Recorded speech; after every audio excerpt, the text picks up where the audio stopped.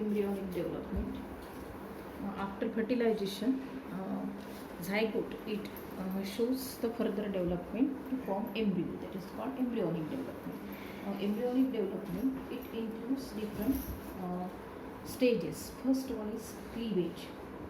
पहिल्यांदा याच्यामध्ये झायगोटचं क्लीवेज होतं.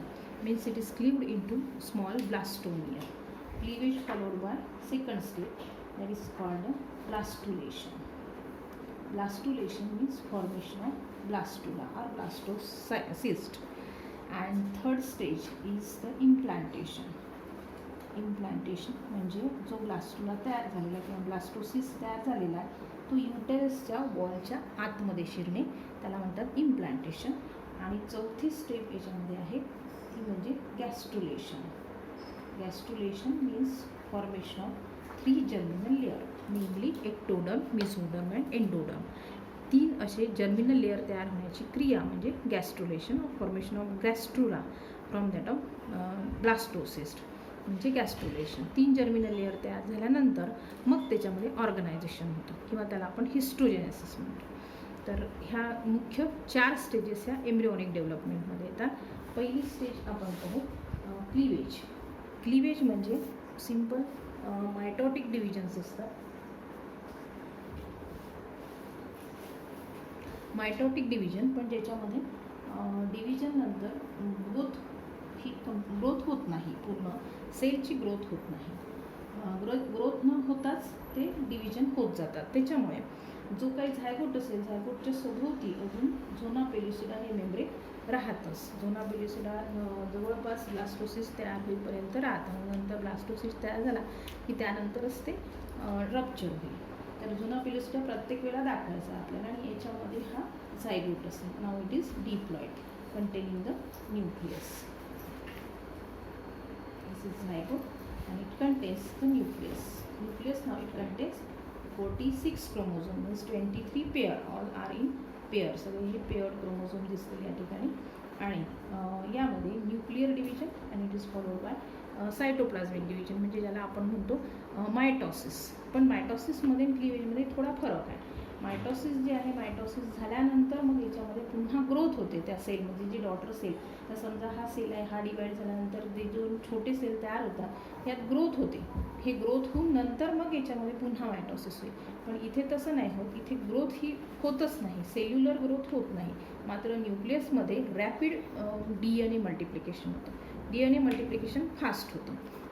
तर क्लिव्हेज ही जी प्रोसिजर आहे ज्याच्यामध्ये ग्रोथ होत नसल्यामुळे सेल कंटेंट नाही वाढणार तेवढे, आणि त्याच्यामुळे नवीन जे सेल्स तयार होतात, डॉटर सेल्स जे तयार होतात ते आकाराने छोटे छोटे तयार होतात.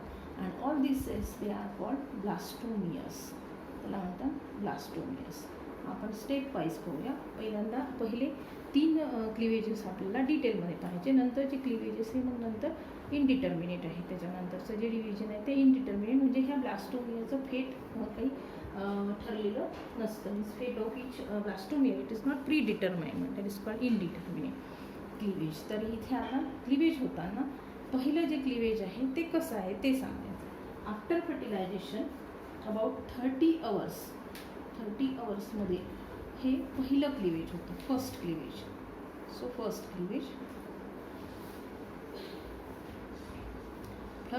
Cleavage it takes about 30 hours after fertilization. 30 तासामध्ये हे डिव्हिजन होतं. आणि हे डिव्हिजन कसं असेल तर यात आता वेगवेगळे प्लेन्स असतील. यामध्ये हे असं व्हर्टिकल किंवा लॉंगिट्युडिनल डिव्हिजन किंवा ज्यांना आपण मेरिडिओनल डिव्हिजन म्हणूया.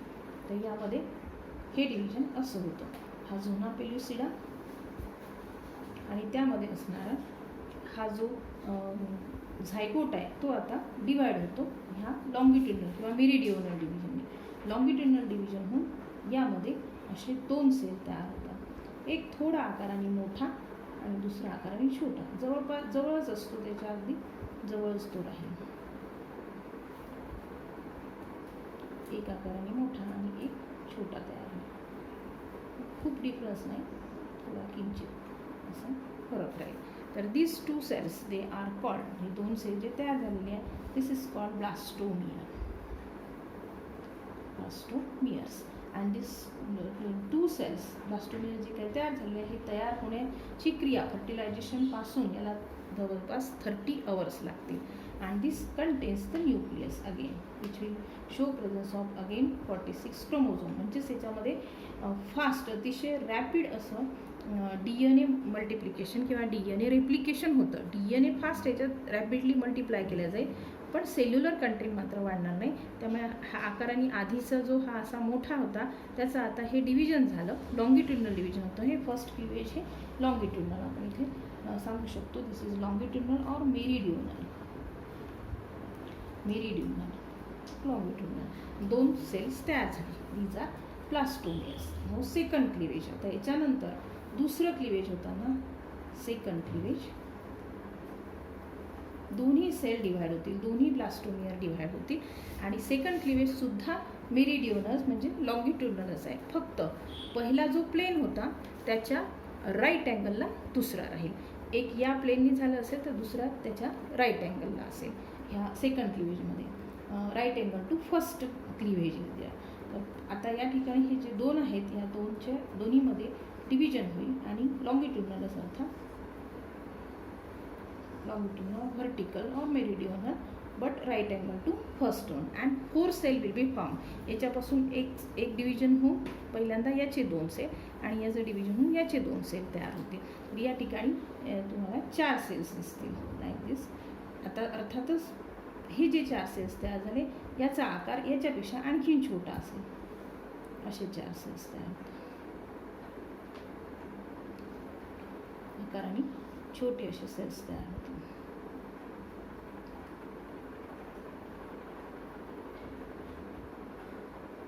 4 सेल्स तयार झाले. हे 4 सेल्स या 4 सेल्सला आपण आणखी आताही त्याला आपण ब्लास्टोमियर्स म्हणूया. हे आणखी छोट्या आकाराचे तयार झाले ब्लास्टोमियर. पलीकडच्या 30 तासात म्हणजे हे कंप्लीट झालं, फर्स्ट क्लिवेज कंप्लीट झालं की त्यानंतरच्या 30 तासामध्ये म्हणजे फर्टिलायझेशनपासून 60 तासामध्ये 60 hours it will require and 4 blastomeres will be form. Each blastomere will content again the nucleus with the same number of chromosome that is 46 chromosome. म्हणजेच याच्यामध्ये DNA रॅपिडली मल्टिप्लाय होऊन त्याच्यापासून ते सगळे असे डिवाईड होऊन 4 सेलमध्ये डिवाईड झालेले आहेत. न्यूक्लिअर डिव्हिजनसुद्धा कंप्लीट झाले आणि सायटोप्लाझम झोना पेलिसिडा याच्या भोवती तसाच आहे.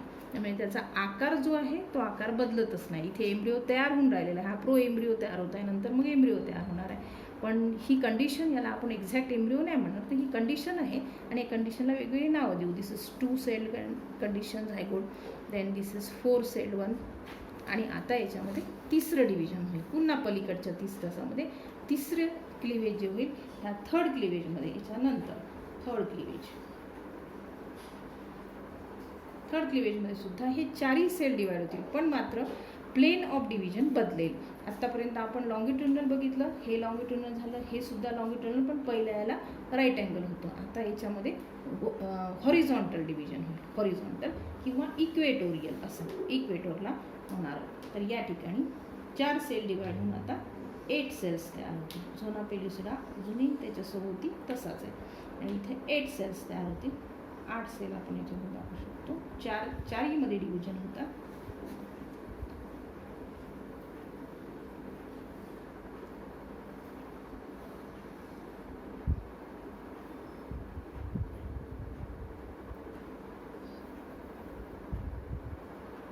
असे गोल आकारामध्ये हे स्ट्रक्चर्स तयार होतात and this each one is containing the nucleus. प्रत्येकामध्ये न्यूक्लियस आहे and nucleus it will content the same number of chromosome again. त्याच्यामध्ये तेवढेच क्रोमोझोम नंबर असतील अँड ऑल दिस वन याला सुद्धा आपण ब्लास्टोमियर्स म्हणतो.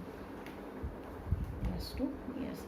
फक्त लक्षात ठेवायचं की ते हे डिव्हिजन जे होतं मेरिडिओनलच होतं, हे सुद्धा मेरिडिओनल आणि हे मात्र हॉरिझॉन्टल होतं किंवा इक्वेटोरियल. हॉरिझॉन्टल असं.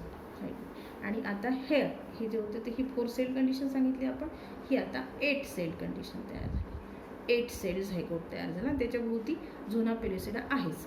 तर याच्यानंतरचे सबसिक्वेंट डिव्हिजन जे आहे ते फास्ट आहे, अतिशय रॅपिड डिव्हिजन होतात आणि त्याच्यानंतर याच्यामध्ये ते इनडिटर्मिनेट आहे. म्हणजे प्रत्येक ब्लास्टोमियरचा आपण एक्झॅक्ट थेट सांगू शकत नाही, काय डिटरमाइन केल्या जाऊ शकत नाही. जसं की मोनोझायगोटिक ट्विन हे ऐकलं असेल तर जर मोनोझायगोटिक ट्विन कसा तयार होतो तर इथेच पहिल्या स्टेपला जिथे फर्स्ट क्लिवेज झाला आणि 2 ब्लास्टोमियर तयार झाले की हे 2 ब्लास्टोमियर एकमेकापासून सेपरेट होतात. ईच सेल, प्रत्येक सेलमध्ये तेवढे कंटेंट आहे जे एक इंडिव्हिज्युअल तयार करू शकतं. म्हणजे ह्या न्यूक्लियसमध्ये तेवढे क्रोमोझोम आहेत, त्याचे पूर्ण जेवढं काही त्याचं ब्ल्यूप्रिंट आहे ती म्हणजे हे न्यूक्लियस आहे. त्याच्यामुळे याच्यापासून एक इंडिव्हिज्युअल असं तयार होऊ शकतं. जर हे स्प्लिट झालं तर मोनोझायगोटिक ट्विन तयार होतात जे की सारख्या सेक्सचे असतील, म्हणजे मुलगी किंवा दोन्ही मुलं अशा पद्धतीने. That is called monozygotic twin. आणि म्हणूनच प्रत्येक ब्लास्टोमियर त्याचं स्वतःचं त्याचं सेपरेट असेल, याचं वेगळं त्याचं वेगळं त्यामुळे आपण ते परफेक्ट सांगू शकत नाही, ते इनडिटर्मिनेट आहे. म्हणून याच्या पलीकडचे जे काही डिव्हिजन्स आहेत ते इनडिटर्मिनेट आहे. मग हे डिव्हिजन होऊन पुन्हा 8चे 16 सेल, 16चे 32 असे दुप्पट वाढत जातात. आणि 16 सेलची जी कंडिशन आहे 16 सेल किंवा 32 सेल, आपण इथे दाखवूया. 32 सेल क्लिवेज तिथे आटपतात जवळपास. याच्यामध्ये एक असा स्ट्रक्चर तयार होईल ज्याच्यामध्ये झोना पेल्युसिडा आहे सराउंडिंग. झोना पेल्युसिडा अजून तसाच आहे, हा झोना पेल्युसिडा. आणि याच्या आतमध्ये आता इथे जवळपास मोठ्या आकाराचे असे सेल्स आतमध्ये जमा होतील. मधल्या सेंट्रल पोझिशनला 8 सेल म्हणा किंवा त्यापेक्षा जास्त 32 सेल कंडिशन असेल तर ते इथे असे मोठ्या आकाराचे. And this is called inner mass of cells. हे इनर मास असेल त्याचं. आणि याच्या सभोवती आणखीन एक ग्रुप ऑफ सेल्स आपल्याला दिसतो.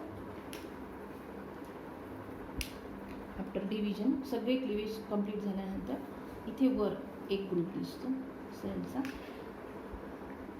ब्लास्टोमियरच आहे, फक्त तो बाहेरचा एक लेअर तयार करतो त्याच्यासोबती आणि हे आतल्या सेलचा. Outer mass of cells and inner mass of cells. This is outer mass of cells. हे structure it resembles to that of mulberry fruit. Mulberry म्हणजे तुतीचं झाड जे आहे त्या झाडाला येणारं जे फळ आहे त्याला शहतूत म्हणतात. ते फळ अशा आकाराचं असतं, असं लांबुळक असतं, असं अगदी लांब. आणि ह्याचं जर सेक्शन घेतलं तर त्यातलं स्ट्रक्चर हे असं दिसतं. आणि त्याला शहतूतला त्या झाडाला